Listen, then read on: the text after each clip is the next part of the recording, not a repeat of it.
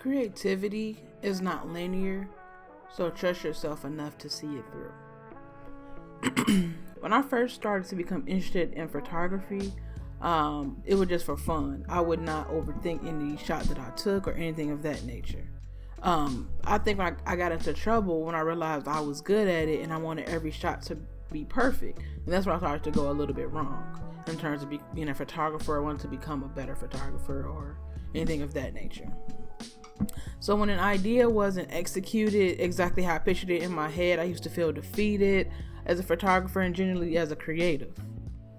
But now as changes that now just take it as a lesson and try to fix where I went wrong. And I think that's the most important part, because as a photographer, I'm learning that it's okay to do reshoots. It's okay to re-edit an image from scratch, to switch up elements of the execution. Like, just because I took a few shots, that doesn't mean that they have to be the final version. But if they are the final version, that's cool, of course. But as a creative and generally as a photographer, I'm learning that it's important to just redo it if it don't feel right. That's the simplest way I can put it. The simple way I can put it. And it's also about just trusting your vision too, though. So trusting your vision is about making sure the final product lives up to your own hype and not the hype of other people. But at the end of the day, the beauty is an eye of photographer, right? Something like that. But yeah, I'm gonna get off my soapbox for now.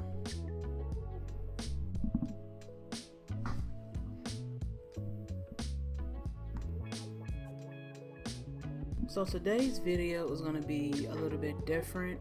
We're going to be having a little photography talk. I'm going to be breaking down how to shoot creative self-portraits, which for me ended up being a conceptual art photo. So I'm going to go through that entire process from start to finish.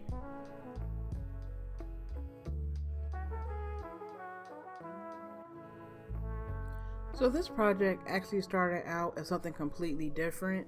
In fact, it just started out as me doodling around an open office due to boredom during a power outage because of a thunderstorm. So luckily my laptop is charged. I didn't want to use my phone too much in case I had to call someone, because it was a bad thunderstorm and all the power had went out across the city. So I was doodling in an open office on my laptop. And this is literally what I started off with. Just this simple little doodle that's probably just a loop and a little knot. Nothing too crazy. That's how I started off with. So this is just what I started off with, and then I ended up doing this doodle. This is a little bit more intricate, so I have a bunch of little just scribbles in this one.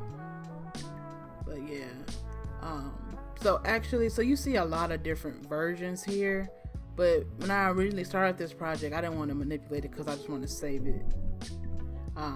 Save what I originally did, of course. But when I started off, I just had this loop, and then I had this one. So a black background with a white loop, and then a black background with a yellow loop. And so then I ended up just copying and pasting, making different versions of it eventually that day. But this is where I also start to add text to it. You can see I added text to it. I added untangled but still in knots on top of it. I don't know, because to me it kind of looked like, it looked like some knots or something. So I don't know how I came up with the whole untangled but still in knots forever. It's probably due to boredom and literally just only having my mind to keep me entertained. I could have read a book, but I just wanted to, I want to be creative, I just wanted to doodle. So then I end up adding untangled but still in knots over this graphic, which basically leads the entire theme of my project or my conceptual art photo. So this is literally how it started, as a doodle in open office, and I end up adding text to it.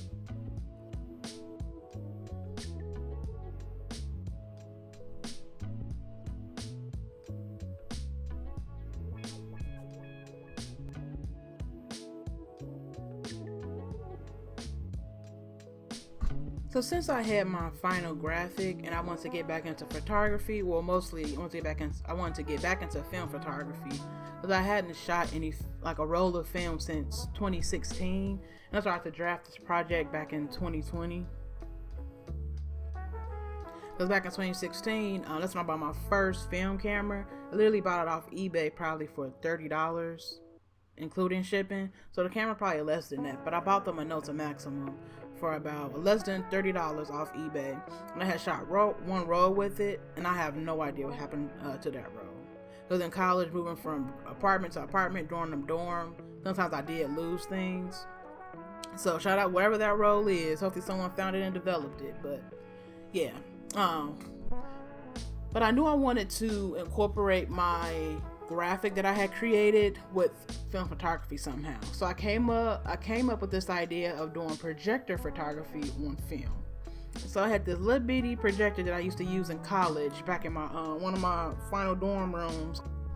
So back in college, I had this little projector that I would like watch movies and stuff on. It wasn't the best quality. It actually was not good at all, but for a few dollars, and then putting it on my shelf behind my bed, sitting in the bed watching projector movies and TV shows, it was pretty chill. So I was using that projector in order to basically I was going to use that projector in order to cast my graphic onto a white background, and then I was going to wear like an all white shirt in order for the projector image to completely pop. And this is my planning for the photo. You can see this was during quarantine back in 2020. So there's going to be a whole quarantine photo shoot, photo story type thing. That didn't really pan out, but this is kind of how I want it to be set up.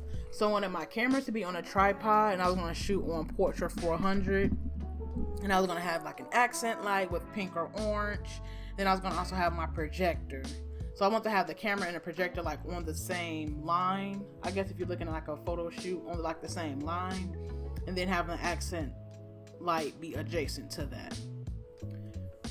So this is my little sketch and my little idea pad of how I wanted it to come out. And of course I was going to shoot it, well not of course, but I was going to shoot it on a 50 millimeter lens focal length, but ended up actually shooting it on, I think came out to be a 70 millimeter. Because I have a lens that's 35 to 70 from my Minolta. That's the kit lens that came with, and that's the only lens I ever used for that camera. So, but yeah. So this is the planning that I went in with it. And this is how the photo came out.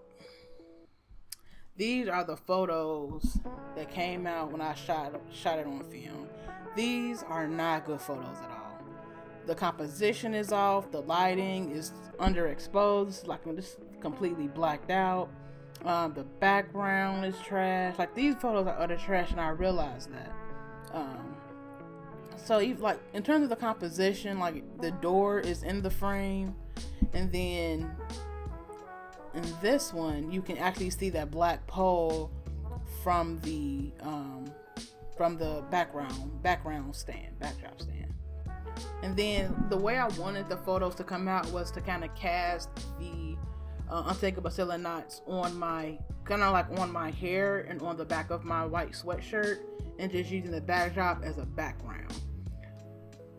But because I was shooting these on film, I wasn't able to use like a digital camera or anything, because I didn't have any digital camera because I sold it all, because I had like this creative block. So I was like, I'm done with photography, blah blah blah. Sold all my digital equipment. I only had that film camera I was just going to keep for, I guess, decoration. I don't know, I just kept it.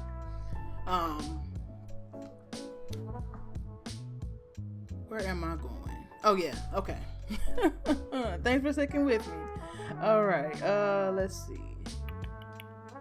So yeah, so when I was trying to frame myself in the shot, I was basically just really framing the projector being cast on the background, and I thought once I sat on my seat, I was gonna like kind of replace where the projector was casting. That wasn't the case. So if I was to correct myself in that moment, I would know that I need to have like a placeholder there, whether that's a person or some type of object that's going to represent me sitting there. So that way when I go and sit myself there, I know that I'm going to be in frame and everything's going to look right.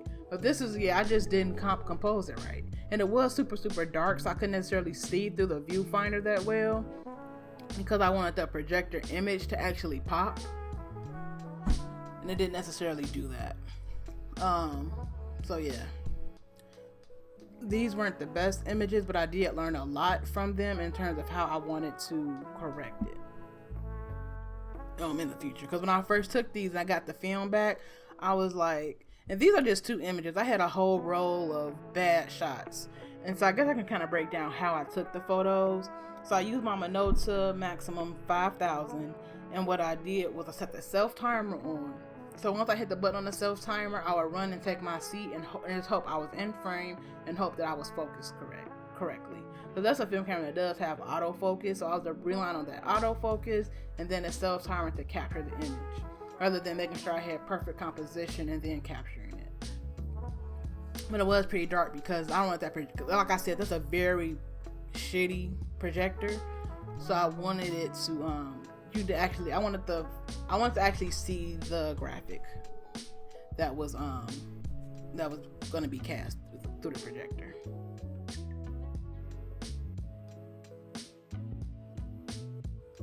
Since the projector film photos didn't come back as expected, I kind of shelved the project for a little bit.